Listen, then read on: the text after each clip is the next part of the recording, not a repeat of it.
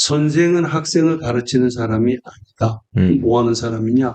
학생이 스스로 배울 수 있도록 도와주는 사람이다.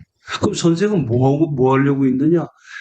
어디까지 학생이 스스로 할 수 있는 그 레벨이 어딘지 그거를 잘 본 다음에 이까지는 학생이 스스로 할 수 있다 그러면 뭐 도와달라 그래도 할 수 있어. 격려해 주죠. 근데 이거는 더 이상 학생이 스스로 할 수 없다라고 생각이 되면 그때도 바로 가르쳐 주지 않고 다른 학생들한테 기회를 먼저 줍니다. 누가 혹시 이 문제에 대해서 얘기해 줄 사람 있냐. 그래서 그룹 지니어스를 뽑아내고 그래도 아무도 답을 못한다. 그래도 바로 답 안 해줘요. 다음 시간까지 이것을 생각해 오는 거로 하자. 이렇게 끝내면 어떻게 해서든지 학생이 결국 교육이라고 하는 게 교수가 얼마나 많이 알고 있고 얼마나 뛰어난 것을 증명하는 장이 아니고 학생들이 얼마나 빨리 성장해 가는가 이게 핵심 아니겠어요? 그렇죠. 네, 저는 그래서 그 교육 철학은 이걸 어떤 방식으로 표현해낼까는 늘 고민했지만 그 철학은 변함이 없었다고 생각합니다. 지금 하신 말씀은 사실은 매우 핵심적인 말씀이 아닌가 싶은데, 이건 다른 얘기입니다만은, 한국 사회를 보면 이제 여러 가지 문제점들이 보입니다만, 이제 제 소견에 그 중에 가장 큰 문제점 중에 하나는, 인적으로 말하면, 모두가 학원 교육에 사로잡혀 있다는 거거든요. 심지어는 뭐 요새 들어보셨겠지만, 어디 대기업 면접 보는 것도 학원에서 면접 가르치고. 맞아. 그러니까 면접이라는 게 사실은 자신을 드러내는 어떤 행위인데 그것까지도 누군가의 세계관과 누군가의 스킬을 내가 흡수해가지고 내가 아닌 그 사람 걸 보여주는 식으로. 그러니까 이게 너무 어렸을 때부터 계속 그냥 학원 이렇게 돌리면서 스스로 생각하는 어떤 능력은 점점점 없어지고 누군가 가르쳐 줘야만 어떤 판단을 할 수 있고 심지어는 제가 보기에는 정치적 판단이나 이런 것도 내가 세상을 보는 어떤 눈과 시각을 반성하고 되새겨보고 하면서 사실 형성이 되어야 내가 한 시민으로서 정치적인 어떤 행위를 할 수 있고 정치적 결단을 내릴 수 있는 건데 그거조차도 누군가가 알려주지 않으면 어떤 판단도 하지를 못하는 뭐 이제 이런 것 같아요. 그게 여러 가지의 어떤 사회적 문제들을 낳는다고 보는데 결국에는 이런 이제 현대 사회에서 또 이제 소위 이른바 이제 그 민주주의 사회에서 가져야 할 최고의 덕목은 내가 나의 어떤 개인으로 서는 거잖아요. 내가 스스로 어떤 나의 삶을 개척하고 물론 그렇다고 혼자 할 수는 없지만 그 아주 근본적으로는 내가 나의 삶을 개척하고 내가 어떤 세계에 대한 판단을 스스로 하고 반성을 하고 반드시 또 반성을 통해서 혹은 성찰 숙고를 통해서 이제 봐내고 이제 이런 어떤 스스로 돌파해 나가는 과정이 매우 중요하다고 생각하는데 워낙 어렸을 때부터 그런 과정을 다 차단을 해버리니까 다 알려주고 가르쳐주고 시험만 잘 보면 되고 그런 점에서 보면 사실 선생님의 어떤 교수 방법은 매우 이상적이라고도 할 수 있는 방법이 아닌가 싶은데 어떻게 잘 진행이 됐나요? 이재 선생님도 수십 년간 강의하시면서. 저는 그 연세대학교 학생들에 대한 믿음이 분명히 있었습니다. 애들은 충분히 이걸 해낼 수 있는 애들이다. 이 세상에 세 가지 없는 게 있습니다. 첫째, 공짜 없습니다. 네. 공짜 바르는 분들요, 기억하십시오. 공짜 없습니다. 반드시 거기는 대가가 들어갑니다. 민주주의도 마찬가지예요. 대가 없이 민주주의가 실행 안 됩니다. 두 번째, 비밀 없습니다. 이거 너하고 나하고 둘이 비밀인데 그러면 그거를 달아가지고 야 이거 비밀인데 너한테만 얘기할게. 그런데 이러고 계속 전달되는 과정에 해시태그가 하나 더 붙는 거지 비밀 없습니다. 세 번째가 뭐냐? 뭘까요? 세 번째 이거 선생님 책에 나오는 얘기인데? 그렇죠. 선생님 책에 나오는 얘기고 제가 2장에선가 본 것 같아요. 그죠. 네, 이거 지금 보지 마시고 2장에서가 본 것 같은데 세 번째 정답이 없습니다. 네, 맞습니다. 정답이 없습니다. 그런데 우리가 어떤 착각에 빠져 있느냐. 정답이 있다는 거예요. 그럼 교육은 뭐냐? 정답을 빨리 정확하게 알아내는 거다. 뭐 시간 낭비할 게 뭐가 있어. 그냥 외우면 되는 거지. 이 세상에 정답이 없는데 그 정답이 없는 거를 갖다가 있다라고 환상을 가지고 있는 게 문제인 거죠. 그래서 저는 객관식으로 치는 시험을 이게 지금 문제인 거거든요. 그 객관식에는 정답이 있어야 되는 거 아니에요. 그렇죠. 그 주관식을 치라는 거죠. 아니 완전히 다 없을 수는 없기 때문에 객관식이 있고 그 다음에 꼭 주관식이 플러스로 들어가야 된다. 그러면 많이 하는 얘기가 그럼 누가 그다 채점을 하느냐.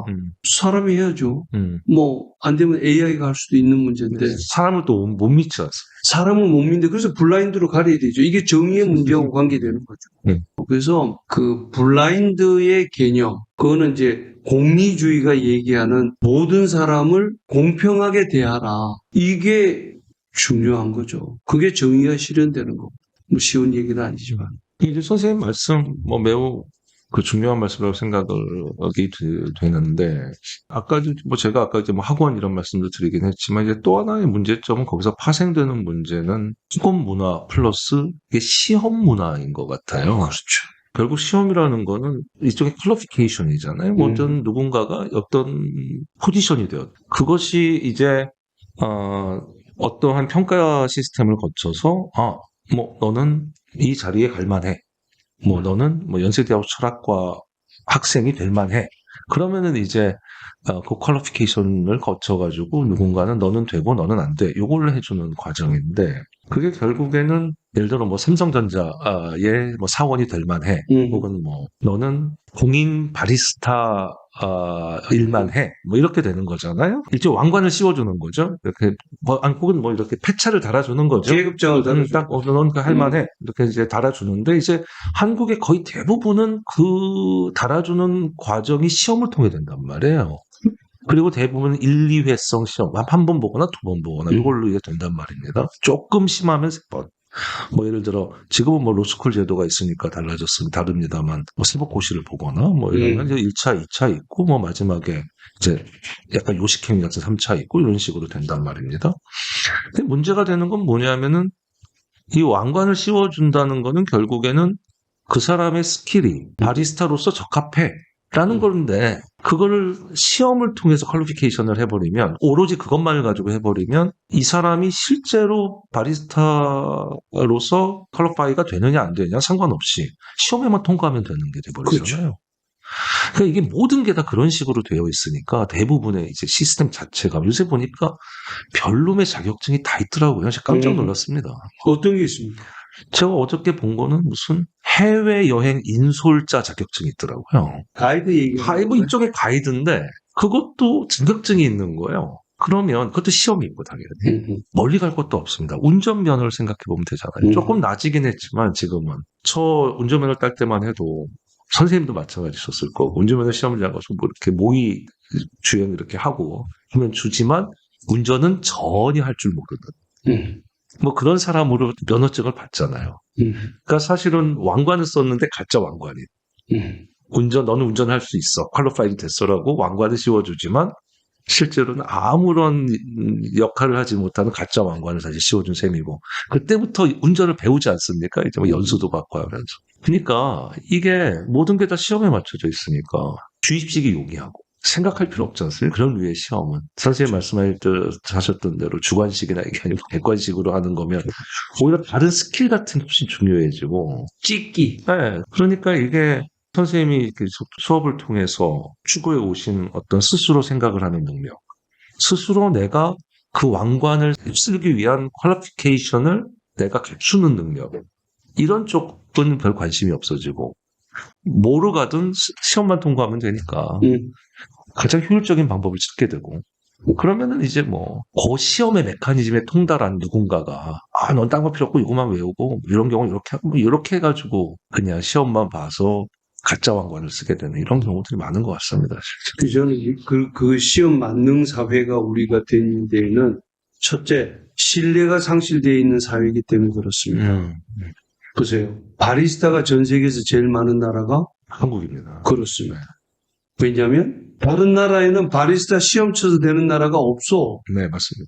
없진 않은데 정확히는 바리스타 중에 자격증 가지고 있는 사람은 정말 소수일 겁니다. 그러니까. 네. 근데 우리는 바리스타 자격증이라는 자격증 제도를 하는데 그렇게 하는 이유가 뭐냐면 지식을 중시하고 경험을 낮춰 경시하고. 네.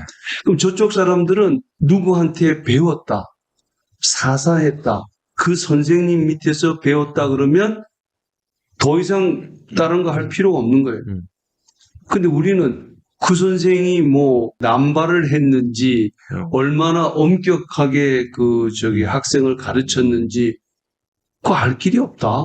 그러니까 거기에 대한 신뢰도 깨져 있고 경험도 중요한 게 아니고 문제는 온도를 몇 도로 하느냐, 뭐 물이 어떻게 된 다음에 하는 이런 지식적인 거를 중시하니까 주지주의가 득세를 오랫동안 하는 바람에 우리에서는 전부 객관적인, 그것도 시험도 주관적으로 하면은 그거 안 되는 거니까 정답이 반드시 있어야 되니까 객관식 시험으로 딱 해가지고 자격증이 남발되고 실제로 자격증이 있는데 해보라 그러면 못 하잖아요. 경험이 없으니까 뭐 경험 없이 되는 게 뭐가 있습니까? 그래서 우리 사회가 좀 성숙한 사회가 되려면 정직해야 되고 그래서 신뢰가 회복돼야 되고 지식보다는 경험이 더 중요시 되는 사회 이런 쪽으로 가야 되지 않을까 저는 그렇게 생각합니다.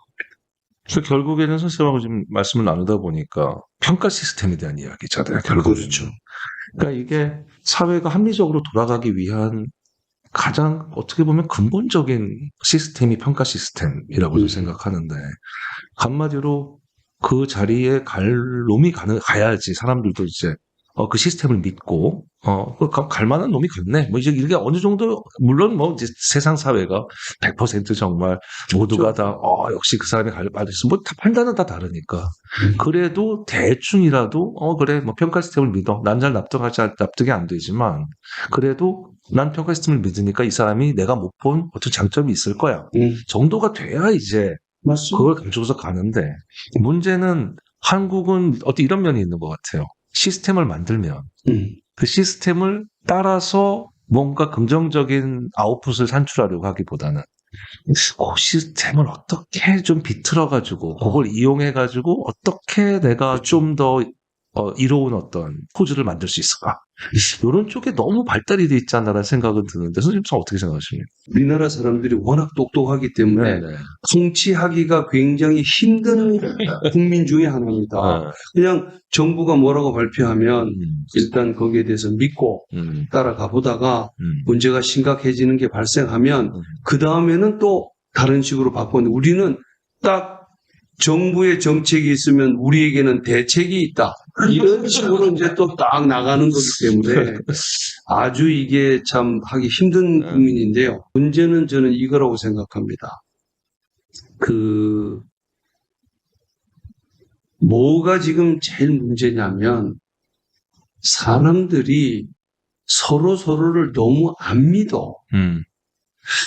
그 사람의 선의가, 그러니까 이게 중요한데 인간관계에서 상대방의 의도가 무엇인지가 정확하지 내가 모를 때는 일단 선의로 해석해라. 이게 아름다운 인간관계를 만들어가는 사회인데 우리는 제가 뭐 때문에 그런지 잘 모르겠다. 의심하고 나를 해코지하려고 했을 거야. 그렇게 되면 그 다음부터는 여기서 바르게 안 나가죠. 그러니까 갈등이 엄청나게 불필요하게 증폭되어 있는 그런 사회를 지금 우리가 만들어내고 있는 거예요. 그러니까 참 안타까운 거죠. 안타까운 거죠. 근데 뭐 정치도 그렇고 경제도 그렇고 아니 우리나라처럼요 사기꾼이 많은 나라가 없을 거예요. 그럼요. 저도 그렇게 생각합니다. 그리고 실제로 이제 거짓말과 관련해서도 사실은 제가 경험이 사실 미국밖에 없으니까 미국에서 이제 생활하면서 가장 크게 느낀 건 거짓말 많이 합니다, 애들이. 좀 제가 느끼기에도. 근데 문제는 뭐냐면 거짓말을 많이 하고 안 하고가 문제가 아니고 거짓말이 들통났을 때의 사람들이 생각하는 어떤 제재의 강도가 너무 다른 거예요. 그러니까 할 수는 있어요, 다. 근데 그러니까 뭐 가벼운 사안들은 다 넘어가는 것 같아요. 다 믿지 않고 그냥 넘어가는 것 같은데 특히 허풍이나 뭐 이런 거는 뭐 대충 걸러서 하는 것 같은데 이제 그런 건 아니고 이제 뭐 좀 중요한 점이 이제 그 저촉이 돼가지고 그 거짓말이 중요한 어떤 항목에 저촉이 되고 그리고 또 나중에 들통이 났다. 그럼 거기에 대한 처벌이랄까 어떤 혹은 뭐 조직이나 이렇다면은 법적 처벌이 있을 것이고 뭐 거의 바로 뭐 해고 수준에 그리고 어떤 인간 관계에서도 누군가가 거짓말장이다라고 낙인이 찍혀버리면 거의 뭐 사회 활동이 불가능할 정도의 그 사람들이 느껴지는 거짓말이 들통났을 때에 사람들이 거기에 대해서 대처하는 어떤 강도가 한국하고는 전혀 다르구나라는 걸 느끼기는 했습니다. 그러다 보니까 한편으로는 사기치기가 좀 용이하지 않은 면이 있는 거죠. 한국은 좀 거짓말해도 좀 지나치게 관대하게 넘어가는 경우가 많아요. 그래서 honesty is best policy. 정직이 최상의 정책이다. 이게 대표적인 공리주의적 모토입니다. 무슨 얘기냐면 이제 의무론자들 같으면은 정직은 절대적 의무다. 근데 공리주의자들은 정직이 최상의 정책이다. 당신이 인생을 살아가는데 한 사회가 운영되는 데 있어서 모두가 정직해지는 것이 모두에게 가장 이롭기 때문이다. 근데 이제 그렇게 되면 뭐 더 좋은 어떤 사회를 만드는데 필요하다면 거짓말도 해도 되는 거냐라는 틈이 벌어져 있다는 거죠. 의무론자들이 보기에. 저는 틈이 있을 수 있다고 생각합니다. 예를 들면 휴민트를 예를 들어봅시다. 휴민트 아시죠? 네. 인간 간첩. 네. 어느 나라고 인간 간첩을 상대 적대 국가에 안 보내는, 심지어 동맹국에도 서로들 다 보내고 있는 판인데, 우리가 보낸 휴민트가 첫째, 있습니까? 그러면 공직자로는 없다고 공식적으로 얘기를 해야 되죠. 주영 대사관에 있는 그 이등 부관이 우리 첩자입니다. 그렇게 얘기하면 안 되죠. 거짓말 해야죠. 두 번째, 누굽니까? 없다고 그러는데 누구냐니까 무슨 얘기입니까? 하고 끝까지 부인하는 거죠. NCND가 아니고 그냥 부정하는 거예요. 그럼 거짓말이죠. 왜? 국가의 이익을 위해서. 그래서 어떠한 상황 속에서는 거짓말을 하는 것이 필요할 때가 있지만 그 어떠한 상황이라고 하는 것은 비상 상황을 얘기하고 국가의 존망이 달려있는 문제를 얘기하는 거지 뭐 자신에게 돌아오는 어떤 개인적 이익 이런 걸 바라고 거짓말하는 거는 공리주의자들도 원치 않는 거죠. 왜? 그렇게 되면 신뢰가 깨지고 신뢰가 깨지면은 지불해야 될 사회적 비용이 엄청나게 올라가니까. 그런데 반면에 우리가 잘 아는 칸트의 의무론적 사고에 따르면 그 어떠한 경우에도 거짓말을 해서는 안 된다. 절대적 의무. 이유는 있죠. 내가 거짓말을 한다라고 하는 것은 인과관계를 조작하는 것이고 인과관계를 조작했을 때 발생하게 되는 모든 책임은 거짓말 한 사람한테 있고 다른 사람을 하나의 목적으로 존중한다 그러면 그 사람이 현명한 판단을 내릴 수 있도록 내가 진실을 얘기해 줘야지. 그렇지 못하도록 거짓말해서는 안 된다. 이게 절대적인 거다. 얘기하니까. 그런데 온도차가 있지만 분명한 거는 공리주의자라고 해서 거짓말을 식은 죽 먹기 이익만 앞에 있다면 얼마든지 거짓말해도 되고 하는 절대적 의무론을 얘기하는 그 의무론 칸트라고 해서 아무 개념 없이 행복이나 결과에 대한 그런 생각 일절 없이 그냥 살아가는 사람도 아닐 텐데 물론 이제 이론적 차원에서 그런 간극이 있다. 근데 실존적 차원에서 당신은 어떤 입장을 취하고 있느냐. 근데 제가 해보니까요. 하여튼 어떻게든지 절충해야지 살아가지. 절충 안 하고 살아가기 너무 힘들다. 그런 느낌을 많이 받습니다. 근데 하여튼 절충을 하든 안 하든 윤리학을 전공한 사람들이 제일 비판받고 있거나 질문받고 있는 게 뭐냐면 당신의 삶은 얼마나 윤리적이냐. 이런 아니, 내가 윤리학을 전공한다고 그랬지. 내가 뭐 윤리적인 어떤 성인이라고 한 적은 없는. 수도승의 삶을 살아간다는 건 아니다. 이렇게 얘기를 함에도 불구하고 그래도 당신은 전공이 윤리이기 때문에 남과 다른 점이 있어야 될 거 아니냐. 그럼 이제 할 말이 없는데요. 이런 얘기를 하고 싶어요. 경제학자 중에 주식 투자해가지고 하는 사람은 봤거든요. 그럼 그 사람이 경제 전문가면 안 되지. 비슷한 거라고 볼 수는 있는데 하여튼 다른 학문하고 이 윤리학하고 조금 다르긴 해요. 실천적인 것이 목적으로 되어 있기 때문에 단순한 뭐 존재론이 단순하다는 게 아니고 존재론이나 형이사학처럼 그냥 이론 그 자체, 어쨌든 복잡 다단하진 않죠. 이론 그 자체를 나는 연구하고 있는 중이다. 그렇기 때문에 나한테 뭐 삶에 대한 자세 이런 거는 묻지 마라. 라고 발뺌하기는 굉장히 힘들어, 윤리학하는 사람. 그런 게 있죠. 네. 물리학자한테 너는 왜 이 모양으로 살아라고 할 이유는 없으니까. 그러니까. 그런데 윤리학자한테는 네가 이렇다고 주장하면 거기에 맞게 지행합의를 해야지라고 얘기해. 그게 보니까 제가 이제 최근에 윤리교육과 선생님들하고 몇 분하고 이제 그 친한 교류를 맺고 있는데 그분들은 굉장히 강한 의식을 가지고 계시더라고요. 저희하고는 완전히 다르더라고요.